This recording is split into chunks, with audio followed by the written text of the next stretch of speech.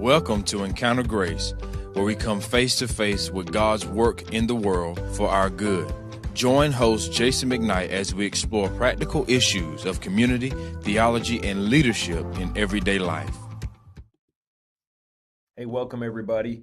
I'm Jason McKnight, and I'm here with Ben Hendricks, and we have actually a very special guest with us, and that's why we're sitting a little wonky here in the studio if you're watching.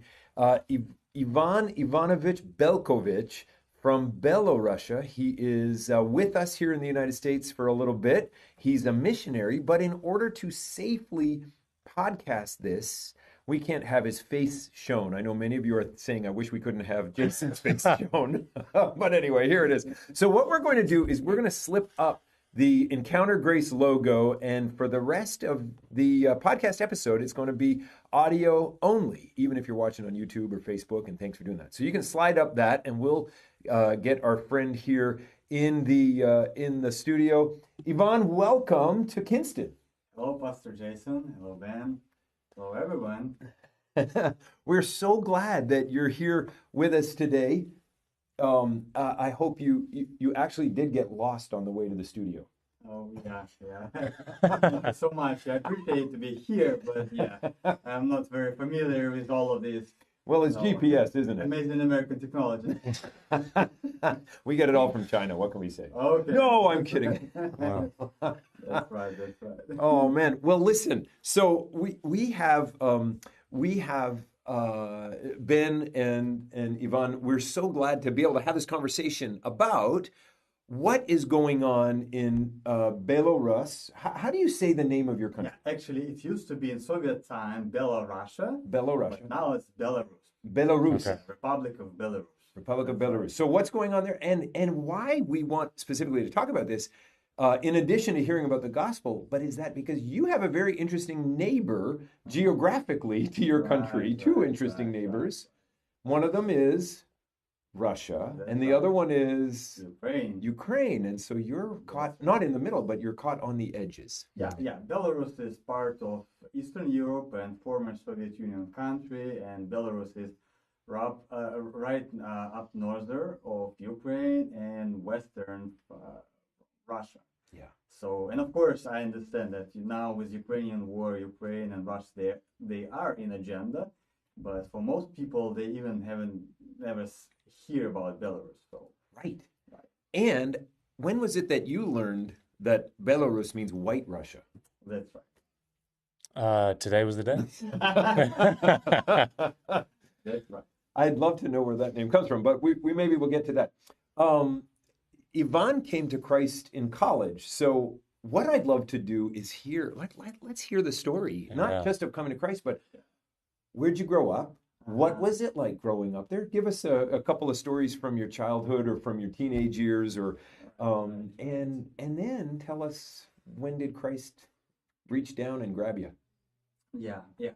If I will, forget something or my English will be not perfect, you will help me. So thank you so much for your, I just enjoying here to be an American, enjoy your exception culture, encouragement culture. So it's just very, very warm atmosphere to be here, and I so appreciate that because, in Eastern Europe, no one is smiling. As soon as you come, you will recognize that you see people who never smile.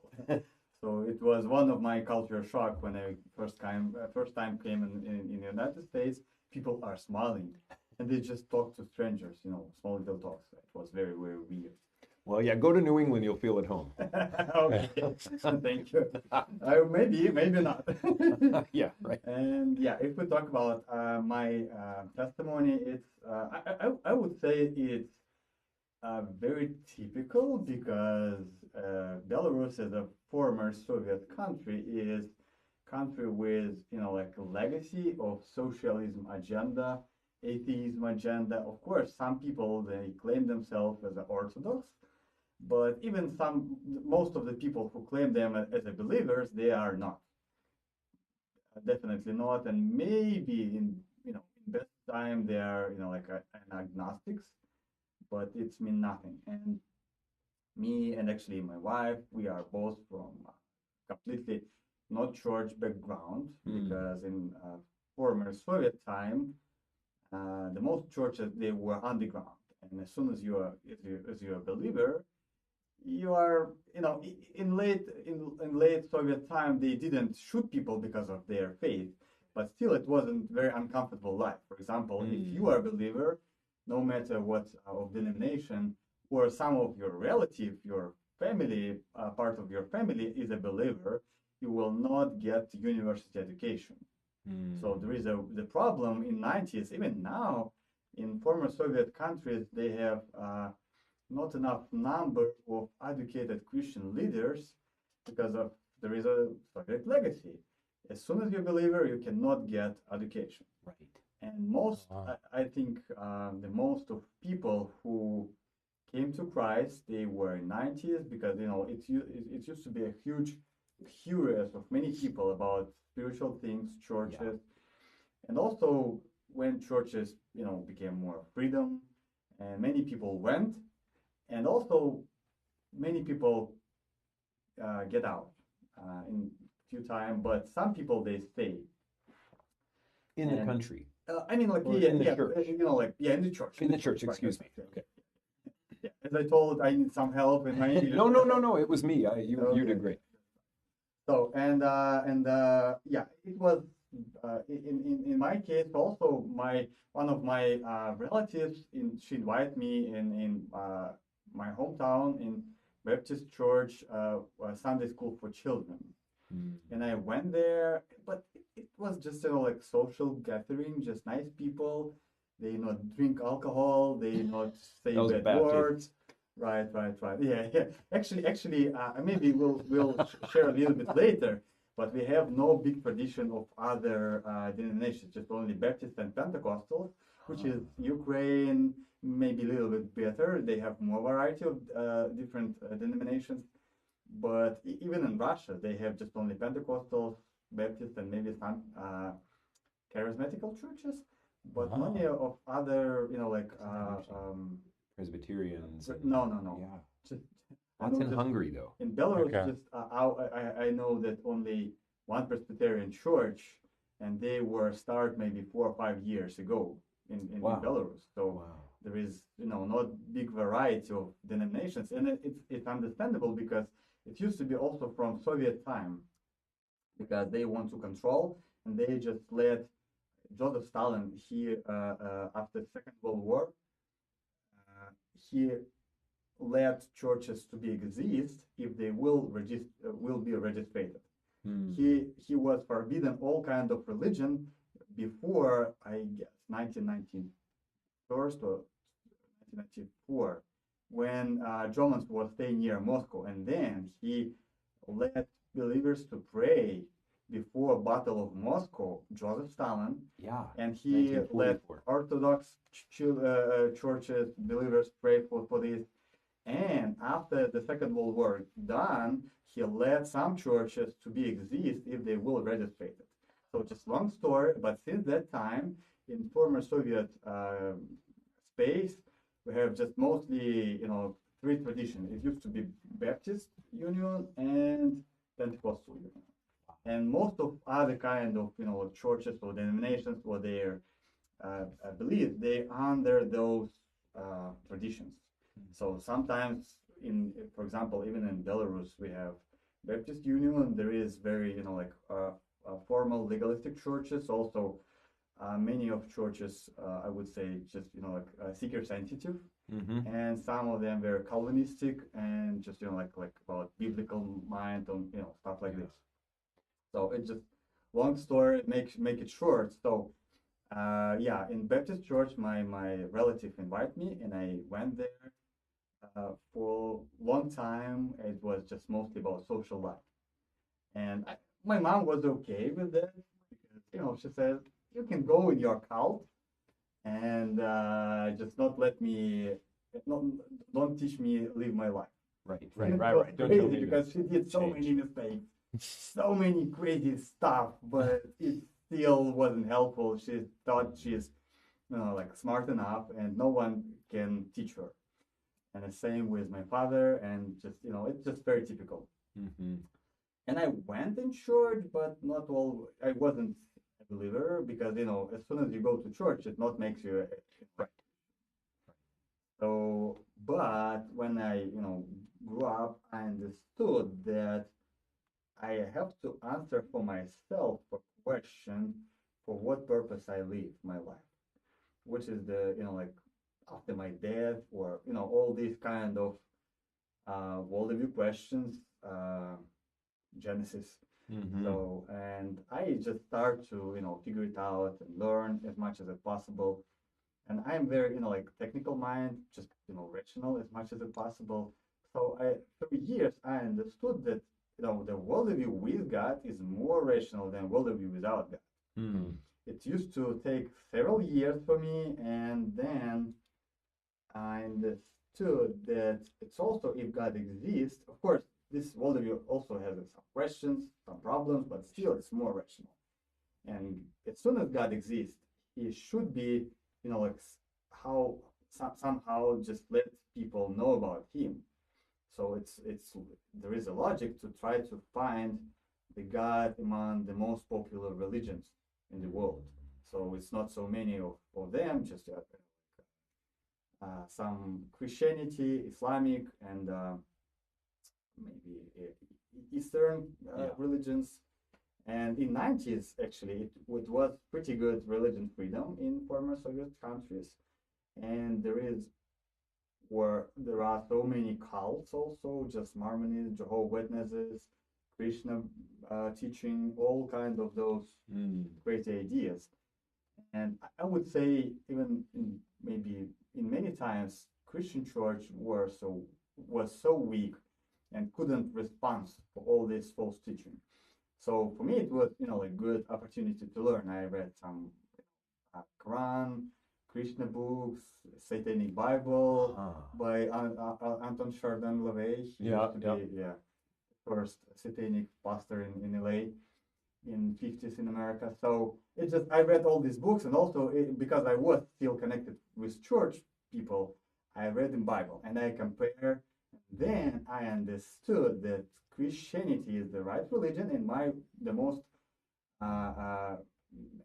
point was that only Christian religion suggests unique idea of grace, because the most of teaching they say that you have to deserve acceptance from God, from universe, whatever. Just like a trade culture. You do and you get. You get and you do. So, and just only Jesus Christ was punished for me and for myself, and also it took for several years for me to accept it for my personal life, because like sometimes you have a knowledge in your head, but it's not appropriate for your heart, because I was scared that I will, supposed to change my lifestyle, or it wasn't bad, but still I understood that I'm a sinner. And or my Christian friends will say, hey, you repented. Okay, very well, but does it mean that you was an unbeliever before that? And they will judge me, or somehow, like this pressure, social pressure. And I wasn't, ready to accept Jesus as my personal Savior and the Lord, which is important together, not only Savior. And but because of this, it took some period of time, and I'm not sure when exactly I became a Christian. It's just, like I many times tried to do as American missionaries, just teach, hey, just stand on your knees and just pray for Jesus, and He will come in your heart. But it never helped me, because I was so scared, because like if I will lay down on my bed, I will never woke up. I will go to hell because I'm a sinner. Right. And I did pray a sinner's prayer for many times for long period of my life, and I never was confident in my salvation. But through years, I understood that I have to accept by faith, my personal, if you want, will in good sense, and just that God did everything for me, not my deal, not my strength will save me, but only God alone. And then I understood, I think it was in university, that's how it works, and it was applied for my personal heart. And my wife, Amen. okay, it was much faster, because like women are smarter than we are, and it's just always very often when God give you a more smarter wife than you are. So she was hurt. It's true. It's true. It's true. Yeah. He's given us. Yeah. She just first time heard about Jesus when she was in university first year, and in 6 months she baptized. So Yeah, she was ready. and yeah, and she never heard about Jesus before. Many people, and they hear about Jesus when they come in Minsk. Minsk is the capital of Belarus, for their study or work or whatever. Yeah. So yeah, How long have you been married? actually we get married. Let me count. I am not good in my This isn't a university trick degree question. is mathematics science, But he I'm doesn't like to still count. bad in counting. My wife, she is linguist, and she all the time kidding me, just hey, I am counting numbers better than you. How long he's vamping to get the answer. Yeah. This year, this April, actually, it will be 12 years. 12 years. Wow. Great. No, 11. 11. yeah, 11. Yeah. Previous year was 10, Exchange so rate. 11. Yeah, it's the exchange rate. Yeah, that's right. I'm And- sorry. And tell us, so Yes, sir. let's transition to what, now that you're a believer, now that you're Right, married, right. you're raising your kids in the Lord, but you're also working in ministry. You're That's in right. full-time ministry. Give us a little glimpse into what God is doing Okay, there that's in right. Minsk. That's right. So yeah, as I told, my university degree was, like very secular, and I was very good in university. I met Christians, and I recognized that it's important, and it's not just important. This is also natural to sharing the gospel with people. And because like I was okay, just I believe for myself, and I not care about other people. Right. But as soon as you have this gospel in your heart, it will be natural when you will share, because there is a life. There is a not just like a knowledge or information. This is much more bigger and much more important. So I was involved in as a volunteer in several ministries, and also I were after my graduation get several suggestions for work in IT sphere. But as soon as I became employed, and it was interesting how God led me, because I was never thought about full-time ministry, never. And just make this story short, all the time when I get some kind of job, the owner of that company, he changed his mind and just stopped his business several times. Really? Yeah. You're starting to take it personally. Yeah. I'm not sure, because it in my case it was very weird, because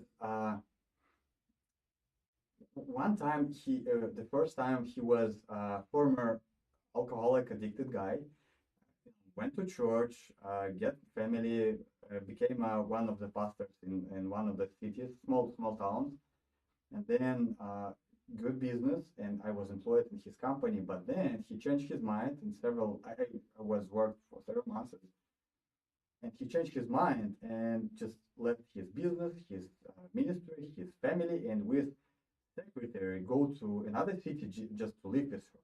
Oh. I was in shock. And then I get job in another company where the owner I was introduced for him, and he used to be a former drug addicted, and he was in hospice. His believer, Christian mom, she gave him a New Testament, and she told him that you already died, and just please read this Bible before you will die. And he read, and he became okay. Then he went to church, get family, business, very good job, and also family, 3 kids, and his ministry was in that time of the worship service leader. So he was a front man in a worship group. Sure. And then he changed his mind, and then he left his family, his business, his ministry, and with 17 years old girl, which he met in evangelization concert, go in another city, just live with her. I was shocked. You know, hey, there is a question, God, what would you like to teach me from all of that? And then my friend of mine, he called me right in the same moment and asked me all these questions. Hey, how are you? What is going on in your life? And I just explained all of this. And he told me, hey, you should just, like come back in Minsk, and then we will continue to be work among students, because there was a need. Yeah. Because it was one of the time after another elections, and when our government, they kicked out most of international missionaries, and many groups of young unbelievers, they were interested about spiritual things, but were no one who will explain them. And we were start this ministry as a volunteers, and then I recognized that so big need, and get education in Bible college, in seminary. Yeah, actually in seminary I met my wife. So she was one of the employees there, and I was a student. Wow. So, yeah, it's just long story, but Yeah. I just like would like to share how God led me, because I think it's not always easy to recognize what is His will for you, and I think sometimes we cannot understand how much freedom, personal freedom in our Christian lives we have. And God lead us, and as soon as you see any kind of need in ministry, and you can work for this need and help for this need, I think this is the God's will to be involved in this ministry and help these people. So since this time, I joined for full-time ministry, because there is a big need to reach young people, educated people, and help them to be believers. Of course, we cannot force anyone to become a believer, but as soon as they are accept Jesus, disciple them, and help them to be involved in ministry, in churches, local churches, and other kind of ministries, because there is a big need. It's still a big need among Christian society in former Soviet Union in young educated church leaders. So it's a long story. Yeah, but no, it is good though, the way that God moved in your heart, and you just kept doing the next right thing, and He kept closing the door, not because you were making a mistake there, just because He was teaching you. And I think for us, like for me, it's easy to say, well, Lord, here's the plan. You like, I'm pretty sure you gave me this plan, so now I guess you're going to work this one. But actually, He probably just gives me the plan to keep me moving. Right. He never really wanted to enact steps 5, 6, and 7. He just needed to use steps 1, 2, 3, and 4. I thought He wanted 1 to 7, but He gets me to 4, and now He reveals a new plan, which He did with you. Yeah. I think that's great. Yeah, I think we often forget that, like, just because God calls us to it doesn't mean it's going to succeed. Like, do you know what I mean? Like, there are just times where He calls us to it, and it's the next step, and it's not the thing where we're always going to be. And it's the next step along the way to the place where we will end up being. And that can just get difficult. Like, one of the things that you said that I loved was just like when you first kind of walked into that church, or that Baptist church, right? Right. And you hear them, it felt more like a social club, people just hanging out. But you didn't just go, well, I'll just accept what they're doing, I'm just going to do it. Like, you're like, well, you started thinking spiritually, and correct me if I'm wrong, if I misunderstood you, but like you started going, well, let me get that satanic Bible, let me get the Quran, you actually tested the waters, and that pushed you into the Bible. Like, one of the things, I mean, I'm our student pastor here, and like you do this with just the body in general, Jason. Like, and I do it with our students as well. Like, we push them to go like this, like the Christian faith. You can press on it. You can try to you can test it, and it's going to withstand your testing every time because it's true. And I always love that, because I find so many people are like scared to ask the questions. They're scared to, I can't look anywhere else. I can't ask that. I couldn't think about that. It's like, no, like, God's not scared for you to ask that question. He's not scared for you to read that book. Like, You cannot to have a huge fans around your life. yeah, And I still just part of my credo even now, especially as soon as you work with young intellectuals, it should be just like some space to taste. Of course, just please understand me right, because I not ask or suggest to try all bad things, because it's not Right. necessary to be like drug addicted. No, we have Understand- Ecclesiastes. Yeah, We yeah. don't have to do it. Right. Yeah.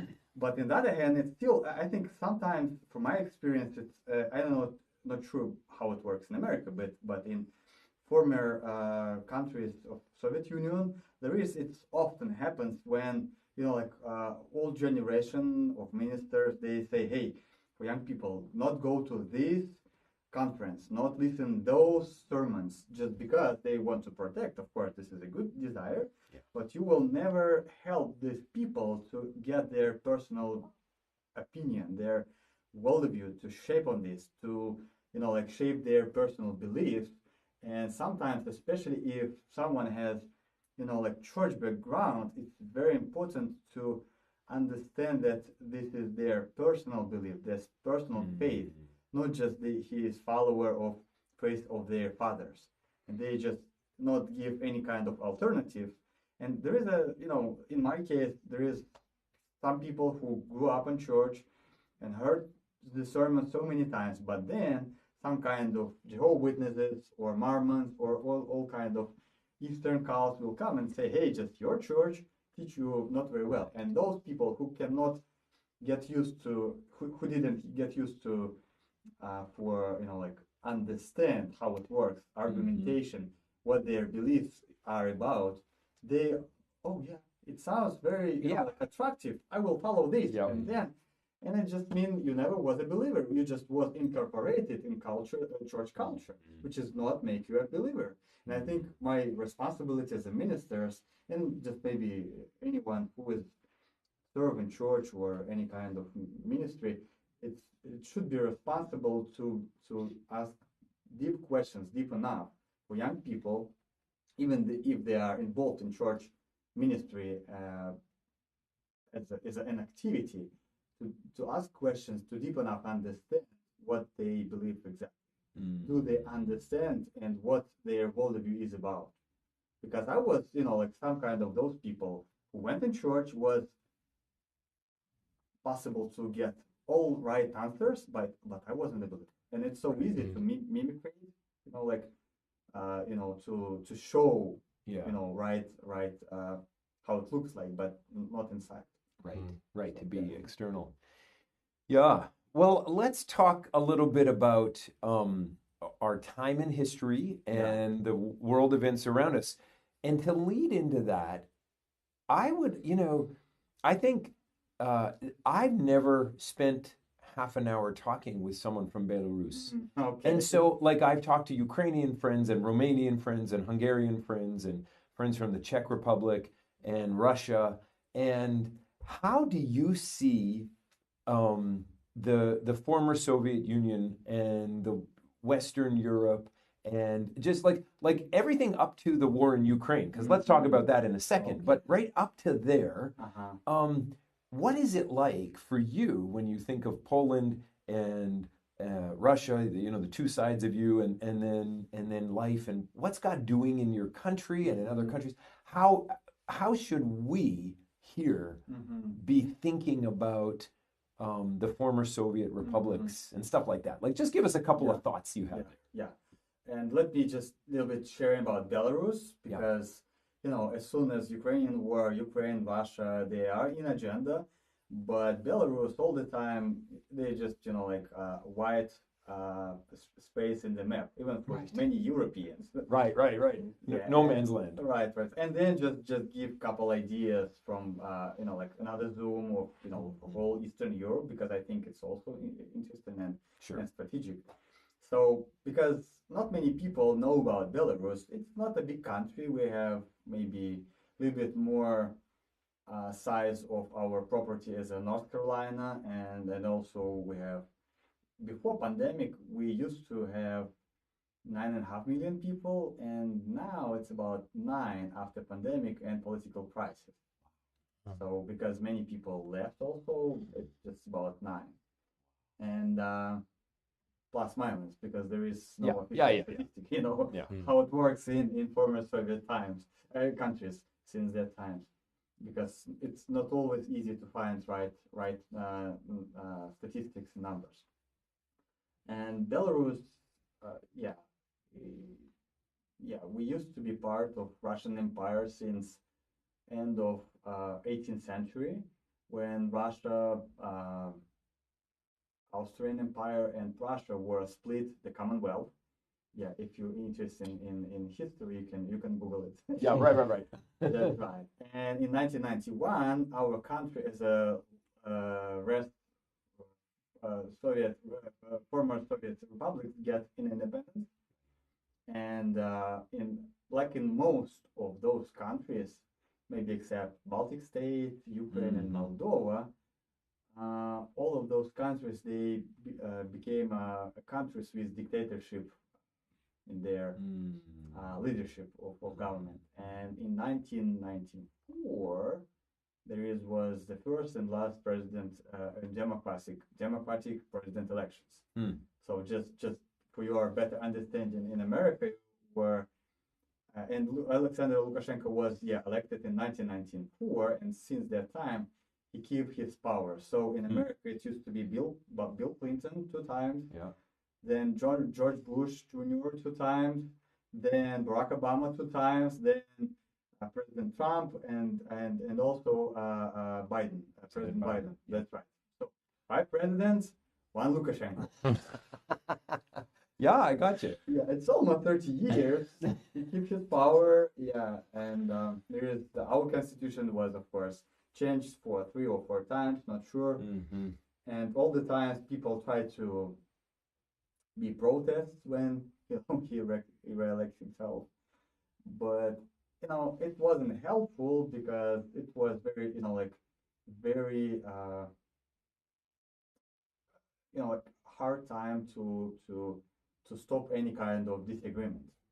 So in 90s, when he just worked for his power, there were some influential people who were were against.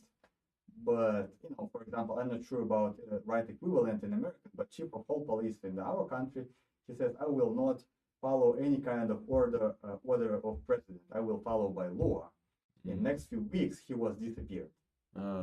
Then chief of who were the person who was responsible for organization of elections, he said, I will initiate the procedure of impeachment because there is the constitution changing.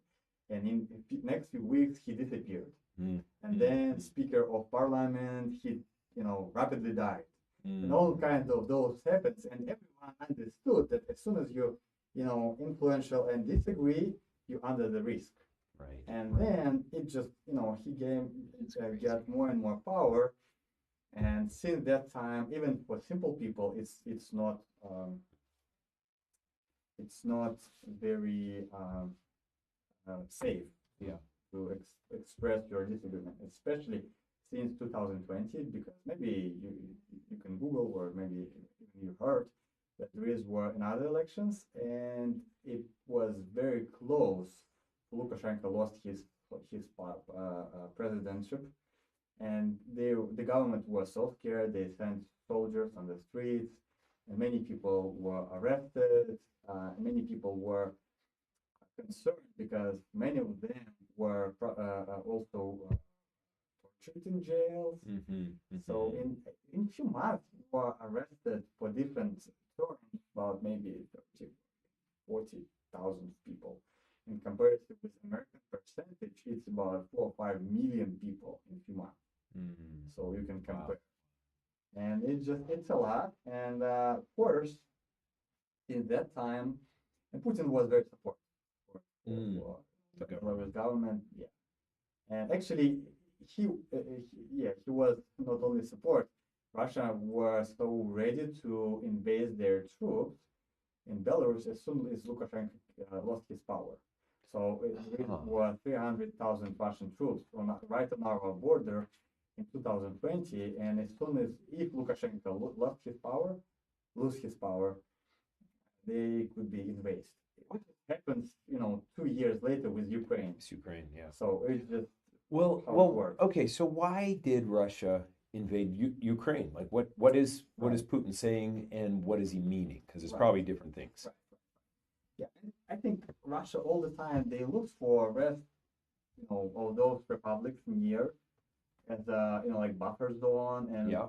spheres of control, which is I understand why it happens because even in America you have long time the Monroe Doctrine. Mm-hmm.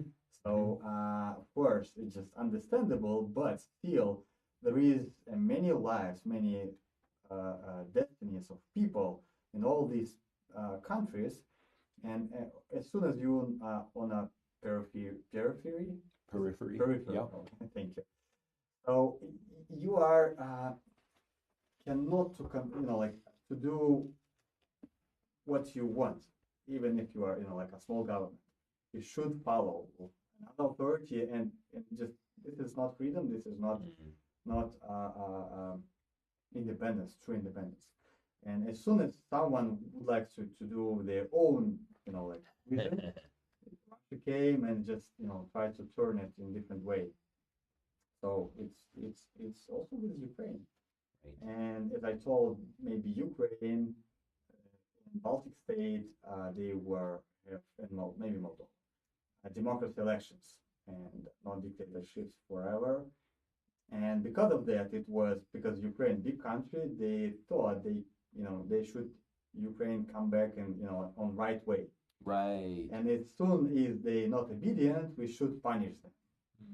And of course, it was the first because no one expect that Ukraine will stand. Right. Everyone expect they will fall in few days. In America, in Russia also, and Ukrainians, they brave stand. Mm-hmm. And it was a big mistake of secret services in Russia. Mm. And dozens of generals were arrested in Russia after they recognized that Ukrainians will not surrender. Wow. So they were they will open the gates and will let them get in, but it didn't happen. And many other countries they are understand that after Ukraine they will be next in line. Moldova, Romania, Poland, Baltic state. I would say Belarus already under control because like Russian military groups without any kind of limitations. Right. And also maybe heard about nuclear weapon will be in our soil in next few months. So it's how it will be, and we are already under control, but they try to control the former Warsaw Bloc of those countries, which used to be in Cold War. And I think let me just spend a few minutes about my couple observation about Europe and Eastern European reality. So because I think it's so important to look at this not only because of like stories of people, but also very strategically. Just have zoom above, because the Eastern Europe is place, of course, with consequences of Soviet Union influence, but still there is a good traditions, not very very crazy, I would say, of freedom, and still the evangelical church there is growing because I think in America, that Western Europe is a little bit far. It's just post-Christian world right now, and also so that's Western Europe, like Germany, France, Spain, Italy, like this, Great Britain, and there is a huge Islamic influence because it's impossible to have nothing. Because of that, the simple, understandable religion are coming, and it just like spread out. And the same situation in Russia, I would say, because there is it's a little bit different, but still, this is one of the consequences of Soviet legacy is the atheism. And many people, they not believe in God, even if they claim as a formal Christians, and also the Putin support the Islamic influence in Russia. And I'm not sure is it how much true it is, but I would say it could be very possible. I heard the statistic that about half of children in Russia now they born in Islamic families. Really? Because like huge families of Yep. guys from Caucasus Yep. and few Russian children in Russian families. And many people, Slavic people, they escaped Russia. So because of this, and also, the president of Chechnya, the personal friend of Vladimir Putin, all these military things, they were involved in war in Ukraine. And also, you can Google, just put 3 words in your Google, Moscow, Ramadan, Islamic Ramadan in Moscow. Yeah. And you just look at pictures, and you will see thousands of young men worship Allah on the streets because no space in their mosque. Thousands of people. Wow. So it's just already different than in I don't know, like 40, 50 years, it will be a different country. So the whole changes is so fast. And between of that, the Eastern Europe. And I think it's very important to invest and help church to grow their evangelical church, because there is a, like in long run could be a springboard to evangelize and influence for whole this huge Euro-Asian area. If not, it will be from different sides. We'll just, closed, and the Christian world will lost all this huge area. So I think it's important to look on this place of the world, because sometimes it's easy, from my perspective as a missionary, to look for Americans. Sometimes it's very impressive to have a big numbers, a huge statistic. In Southeastern Asia, you just share the gospel with 2 people, and 3 of them baptized, and just He must be Southern Baptist. they spend a lot of money for this. But in Eastern Europe, it's not so impressive numbers. Many, in our case, evangelization is not just, hey, just invite Jesus in your heart. Sometimes you spend years to explain people the idea of God, because this is not obvious. And then you spend several next year to explain what kind of God, because it's not necessarily Christian God. And it's just so hard, but still it's so important and so strategic to help church in Eastern Europe. It's not necessarily Belarus or Ukraine, and it's also Poland. It's also, of course, this is Catholic influence, but still Romania, Moldova, Bulgaria, I would say, it's also.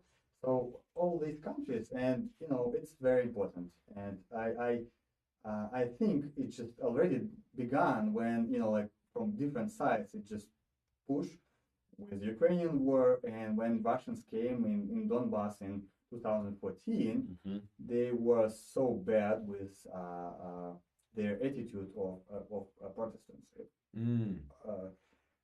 evangelicals. I know that soldiers, they were killed. Many ministers who didn't escape Donbass. Even before big war, it was happened so many times. I have so many friends who were necessarily escape this area because they were in danger because of death.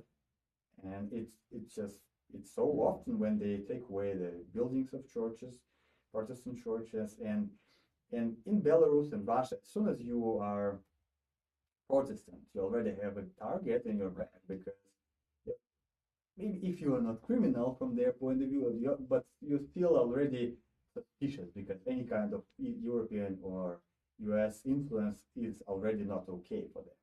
They are not prosecute, like Christianity itself, but as soon as you worship another king, another king, not your imperator, so you looks very suspicious. So it's how it works. And now just with big war in Ukraine, it's just the same way. They, try to affect for believers, because they understand very well that church is one of the most stable and active part of the society. Because in our case, and also in Ukrainian case, even in Russia, many believers, they became consolidated to help many people, when they suffering so much, so hard, and even sometimes with risk for their life, many believers, because of Christ, because of gospel, Right. they just spend their time, energy, money, and sometimes their life to help and bring the gospel, help all these people. So it's just very briefly and maybe not in detail. So, but I would like to give this perspective because it's just always important to have a context. Because you know we are Protestants, and context when we Bible on our Bible study is very important word. The most important is the context. Yeah, yeah. So It's king. the same way in like historical culture perspective also. Amen. You're speaking our language. Okay, yeah, praise the Lord. Yeah, I mean, you've got to see the bigger picture. Okay, so we need to wind up because I know you have other things you're doing. You're not in North Carolina for too long. But I think you make a great point that, yes, we see Western Europe and we see Russia, and in between them, there is a place of these countries, Poland and the Baltic states and Hungary and Romania and Belarus, Ukraine, ready for the gospel and growing, and it's growing there. Tell us a little bit of the story that you told me earlier about the man in your church from Mariupol, and then the other two guys that he met there. Just paint that picture for us as sort of a way to encourage us at what God's doing. Right. Yeah, and I would love to share this encouragement story because it's not about us; it's all about God's work. And maybe you heard about Mariupol. This is one of the most destroyed cities in Ukraine on the south. And I think it's more than 30,000 killed civilians. So it's just so, and it's unfortunately, even now, it's still so many horrible things happen. And it's just, so sad. Hear all these stories from people because, if you're not under control and if you, as soon as you have weapon, you can do whatever you want. And there is so many cases when it were, like when soldiers, they just put their parents on the chair, pick them and force them to look how they torture their small children. Sometimes it were 1-year-old babies. And there is so many situations that have some examples of people with whom I told, and they shared that it was so many cases when they were in some cities in Ukraine, they were civilians, and sometimes they just try to escape of those cities because there is a war, and they ask soldiers just let them go, and soldiers, Russian soldiers, they let them go, and the family was 3 or 4 children, husband and wife. They just passed through the point with soldiers, and then those soldiers would just shot them just for fun. And all these families were good. There is several stories, and of course, it's just so hard. And in Mariupol, many people were also by force moved in Russian concentration camps, and there is some, they call them filtration camps for Ukrainians. And as soon as Russian government not trust you as a citizen, and of course, if they were bombed your house, killed your family, and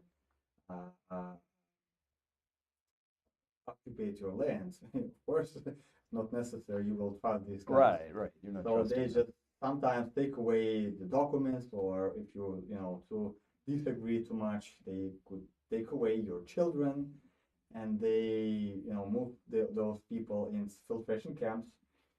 So, and many people there, thousands of people. Maybe you heard actually recently international criminal court, ICC. Criminal court, they gave permission for the order to arrest Putin because he just even not hide that they kidnapped 60,000 children, Ukrainian children. And it's just only official statistics. So it's horrible stories in Mariupol, and we all were follow those. And in our church, we had a brother, a young man. He was born in Mariupol, but he escaped this city a few years before the big war.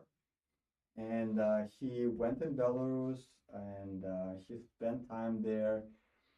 But when big war began, with all those horrible things, his mom and his grandfather, they are believers, they were there, they were in. And was no any connection, no any kind of phone or internet connection, so we didn't know anything about them. And just few neighbors of those guys, they were escaped from Mariupol somehow, and they were show for those guys the pictures of his bombed apartments. It was really hard because you're not sure about your closest relatives, your family, and you look at your former house, and you have no idea what is going on. It was a difficult time. And, fortunately, mom and grandpa, they were found and they were survived, and now they are in Belarus also. But that time he didn't know. And as soon as Putin in September claimed mobilization in Russia. Conscription. Yeah, okay. Yeah, thanks. So many young Russian men, they went out from the country because they wouldn't participate in those bloody long war. And in the same moment, I have a picture of this when two guys from Moscow church, evangelical church, they went to Minsk and were staying in Belarus for a couple of days with our believers, and then it was a great picture when they stayed together and talk. And this is an amazing picture, when you can see the representatives of two different nations, nations. Yeah. Who are in war with each other, who hate each other, try to kill each other. But because of Christ, because of gospel of Jesus Christ, all these people, they can not only stand near each other and talk to each other, they can be brothers. Mm-hmm. They accept each other, and they have connection as a family. And this is sometimes very close connection, maybe even more than your connection with your relative by blood. Yeah. This is amazing picture of reconciliation of sinful nature of man and holy God. Mm-hmm. And Church of Jesus Christ and his gospel is a tool in God's hands to reconcile people among each other. This is a great picture, and there is so many stories like this. Encourage me to see God's work around the world, because sometimes you do ministry, sometimes you serve, and not sure can you see the measurement fruits, but God not obligated to show you any fruits, and He's sovereign, and sometimes He lets you to see this. It's so much encouragement, and I'm so glad to share these stories, encourage people here. Yeah, it's great. It's really great. It really is, and he is at work. He is never not at work. Colossians 1 is true. The gospel is growing and bearing fruit all around the world. Even just that picture of that one guy from Mariupol and then the two guys from Moscow, and in Christ they're one. Ivan, thank you for coming with us. Thank you for sharing all that you have and painting the picture of one brother in Christ and the journey to Christ, and then serving him in days that are really difficult. And so we just really appreciate it and bless you and your family for being here today. Mm-hmm. Thank you so much for this opportunity, because I'm so glad to share about that. Mm-hmm. Yeah, and anyone who's listening in the listening community here at Encounter Grace, if you want to know how you can be part of supporting Ivan and the work they're doing, just contact us here at Grace. We'd love to let you know. We'd love to help others be part of the work there. We're We love it. We just rejoice. Ben, thank you so much for leading us, helping us here with all the technology, and for keeping us on track. Absolutely. It's been great. So everybody, we'll see you back here the next time, and bless you guys as you encounter God's grace, his work for good in the world. So bless you. This is a ministry of Grace Fellowship Church in Kinston, North Carolina.